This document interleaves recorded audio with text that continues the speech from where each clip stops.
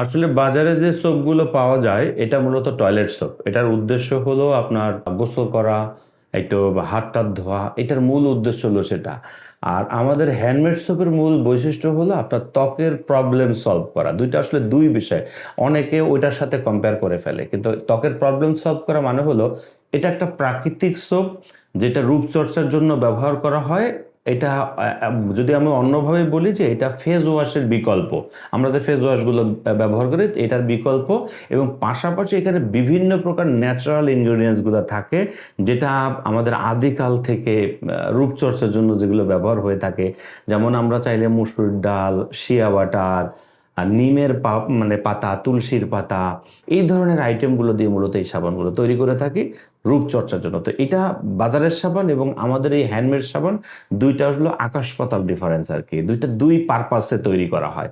এবং ওখানে দেখা যাচ্ছে যে একটা তো তেল বা আর্টিফিশিয়াল উপাদানগুলো ব্যবহার করা হয়, আর আমাদের এখানে মূলত ফুললি ন্যাচারাল ইনগ্রেডিয়েন্টস ব্যবহার করে এই সাবানগুলো তৈরি করা হয়।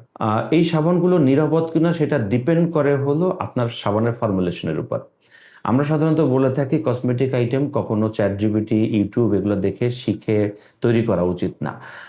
এটা অবশ্যই অবশ্যই একজন সোপ এক্সপার্টের সাথে থেকে তৈরি করা শিখে তারপরে না হয় এগুলো নিয়ে কাজ করতে হয়, মানে তৈরি করতে হয়, তাহলে সাবানটা নিরাপদ হবে। যদি আপনার ফর্মুলা করাটা পারফেক্ট হয়, হ্যাঁ, তাহলে এটা সম্পূর্ণভাবে নিরাপদ। আর যদি ফর্মুলায় কোনো প্রকার প্রবলেম থাকে তাহলে সেটা নিরাপদ হবে না। এটা শুধুমাত্র আমাদের কোল্ড প্রসেস সাবান না, এটা যে কোনো সাবানের জন্য বা যে কোনো কসমেটিক আইটেমের জন্য এটা প্রযোজ্য। তাই আমরা সবসময় একটা মেসেজ দিই, অবশ্যই শিখে জেনে বুঝে একটা কসমেটিক পণ্য তৈরি করবেন এবং নিজে নিরাপদ থাকবেন এবং অন্যকেও নিরাপদ রাখার চেষ্টা করবেন। সাবান তৈরি করা নিয়ে আমার জীবনের অনেক স্ট্রাগল আছে। আমি এটার উপর ৩ বছর অ্যানালাইসিস করেছি। তো এর জন্য আমার মনে হয়েছে যে এই সাবানের উপর আমার একটা দীর্ঘ নলেজ আছে বা একটা গভীর নলেজ আছে। এখন আমি যদি আমার নলেজটাকে নিয়ে নিজে বসে থাকি তাহলে বাংলাদেশে কিন্তু অন্য কেউ শিখতে পারবে না। তো সেজন্য আমি আসলে প্রথম দিকে অল্প অল্প করে স্টুডেন্ট বা অল্প অল্প কাছের মানুষদেরকে শিখিয়েছি। তো এখন তো প্রফেশনালি ভাবে সবাইকে শেখাচ্ছি, যে আমি আমার নলেজটাকে ডিস্ট্রিবিউট করতেছি।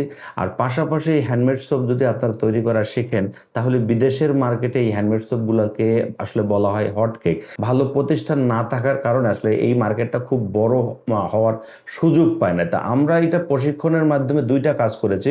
এক নম্বর হলো সঠিক ফর্মুলেশনে মানুষকে সোপ মেকিং শিখিয়েছি, আর বাংলাদেশে এই মার্কেটটা বড় করার চেষ্টা করেছি।